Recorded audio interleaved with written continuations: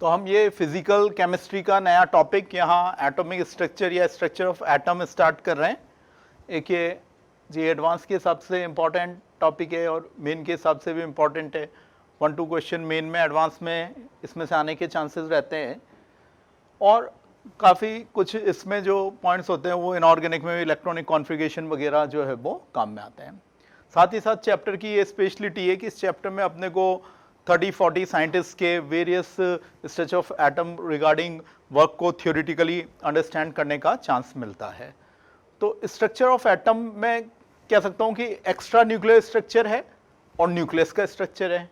तो extra nuclear structure में जो है वो अंडरस्टैंड करने के लिए वो पार्टिकल्स का डिस्कवरी, इलेक्ट्रॉन, प्रोटॉन, न्यूट्रॉन जो कंटेंट अपन इस चैप्टर में देखेंगे वो मैं आपको बता रहा हूँ ब्रीफ में, इलेक्ट्रॉन, प्रोटॉन, न्यूट्रॉन की डिस्कवरी से रिलेटेड। फिर एटॉमिक मॉडल्स होंगे तो थॉमसन मॉडल, रदरफोर्ड मॉडल। फिर हम थोड़ा electromagnetic radiation, black body radiation, photo electric effect पढ़ेंगे।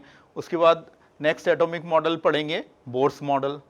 फिर क्वांटम मैकेनिकल मॉडल और वेव मैकेनिकल मॉडल, उसमें जैसे de Broglie wave equation, Heisenberg principle of uncertainty और क्वांटम मैकेनिक्स, उसी में श्रोडिंगर वेव इक्वेशन और क्वांटम नंबर्स और इलेक्ट्रॉनिक कॉन्फ़िगरेशन आएगा। इसके अलावा एक्स्ट्रा न्यूक्लियर स्ट्रक्चर के बारे में भी थोड़ा सा अपन न्यूक्लियस से रिलेटेड बातें इसी में चैप्टर में अपन लास्ट में इन द एंड देखेंगे। तो इलेक्ट्रॉन,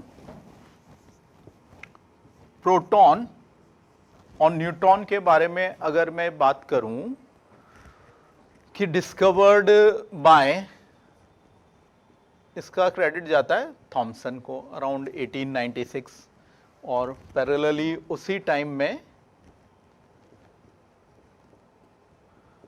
प्रोटॉन के बारे में गोल्डस्टीन ने बताया, जो है वो डिस्कवर्ड किया। न्यूट्रॉन का क्रेडिट जाता है चैडविक को और न्यूक्लियस का क्रेडिट जाएगा रदरफोर्ड को। इस तरह से तो हम सबसे पहले जो देखने जा रहे हैं वो हेडिंग यही है कि डिस्कवरी ऑफ इलेक्ट्रॉन, ये हमारा हेडिंग है। तो इसके लिए अपन जो है वो हम कह सकते हैं कि कैथोड रेज एक्सपेरिमेंट कर रहे हैं।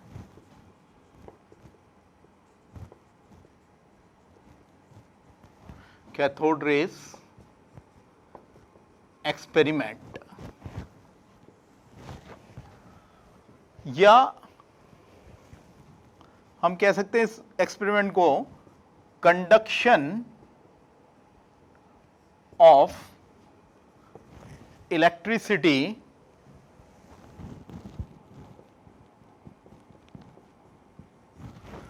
Through gas.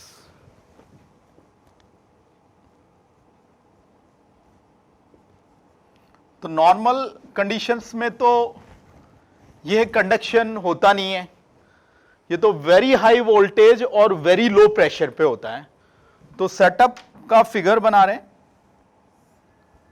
ये जैसे कैथोड रे ट्यूब है, ग्लास ट्यूब है,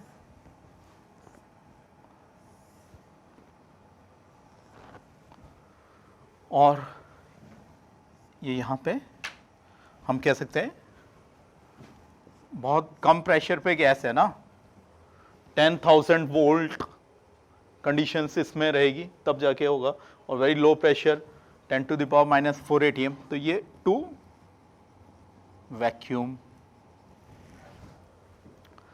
अब ये दो मेटल रोड्स, इलेक्ट्रोड्स हैं, ये बैटरी के नेगेटिव टर्मिनल से, तो ये कैथोड हो गया, और ये पॉजिटिव टर्मिनल से, तो ये मेरा एनोड हो गया मेटल रोड। तो ये कैथोड हुआ, ये एनोड हुआ, और इसमें very little amount of gas है। तो इन कंडीशंस में ये इनविजिबल नेचर वाली रेज होती हैं वो निकलती हैं, थॉमसन ने स्ट्रक्चर ऑफ एटम को जानने के लिए इन रेस को डिटेल में स्टडी किया। तो इनमें इलेक्ट्रॉन है, वो मास वाला पार्टिकल है, वो कैसे पता चला, उसमें चार्ज नेगेटिव होता वो कैसे पता चला, ये सब जो है वो हम यहां स्टडी करेंगे। These are the cathode raise.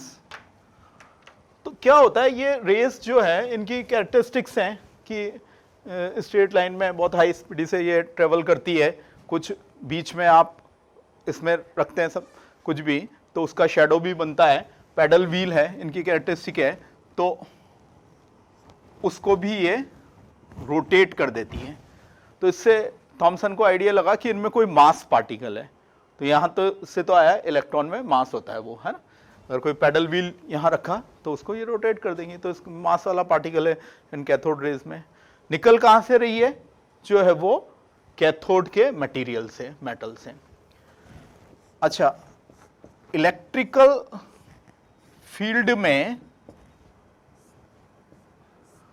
Plus minus, तो ये जो है वो कौन सी प्लेट की ओर अट्रैक्ट हो रही हैं, जो है वो पॉजिटिव। इससे थॉमसन को आइडिया आया कि इनमें नेगेटिव चार्ज है। तो यहां से जो है वो इलेक्ट्रॉन डिस्कवर हुआ, थॉमसन ने इलेक्ट्रॉन को पता लगाया। पॉइंट ये है कि और इसकी कैरेक्टरिस्टिक देखें तो एक टर्म है यहां पे specific charge, which is defined as charge per unit mass, or I can say Q over M। तो आप कैथोड जो है यहां पे कोई से भी मेटल का ले लो, zinc, copper, iron, whatever, silver, specific charge of cathode rays remains the same. वो वैल्यू आती है 1.676 इंटू 10⁻11 कूलाम पर केजी। ठीक है, थॉमसन ने इनका स्पेस चार्ज भी निकाला था। और एक बात होती है कि औरों पे भी जैसे उन्होंने एक्सपेरिमेंट किए और रेस पे भी, तो मतलब ये मीन पास से जितना ज़्यादा स्पेसिफिक चार्ज ज़्यादा होगा तो डेविएशन भी क्या होता है, ज़्यादा होता है।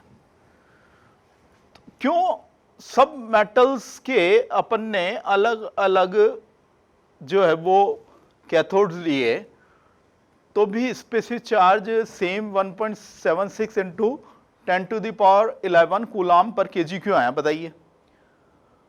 पॉइंट ये है कि इलेक्ट्रॉन तो सबके एक जैसे है ना, और ये कैथोड रेज कैथोड से निकल रही है, और कोई सा भी हो, जिंक, कॉपर, आयरन, कोई भी है, सिल्वर, सबके इलेक्ट्रॉन्स तो सेम ही है। तो यहां पे कैसे आएगा, charge of electron by mass of electron. तो इलेक्ट्रॉन के लिए ही है ये Q बाय M। तो ये जो है वो कैरेक्टरिस्टिक हो गई कि specific charge of cathode ray does not depend upon the metal of the cathode और the gas filled in the discharge tube. सोचिए, क्या यहां गैस भरी हुई है क्या, बिल्कुल भरी हुई है, वही तो एक्सपेरिमेंट है।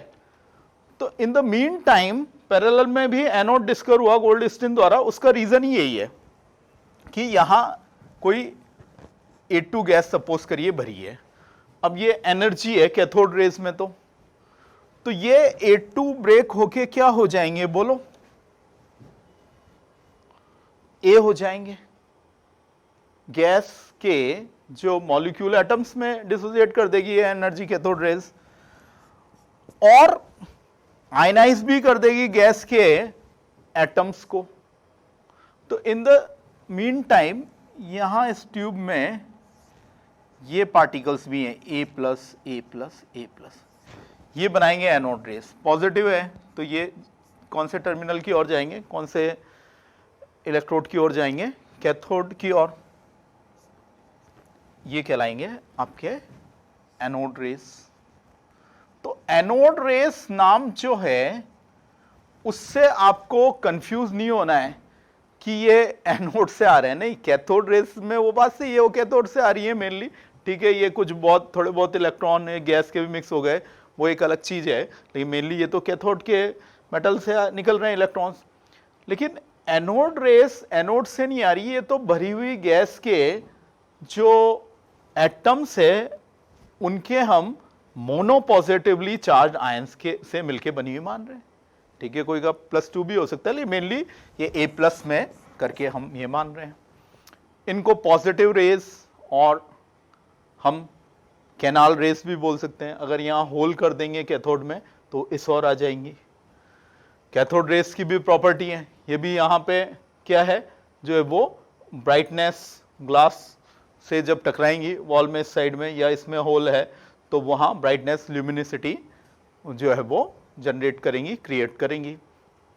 तो यहाँ पे अगर मैं इनके स्पेसिफिक चार्ज की चर्चा करूं तो इनका specific charge characteristic anode rays की आएगी कि वो जो है वो भरी गैस के एटम के मास पे डिपेंड करेगा। वो ऐसा नहीं होगा कि हर भरी गैस के लिए जो है वो स्पेसिफिक चार्ज एनोड रेस में सेम आएगा। Like why?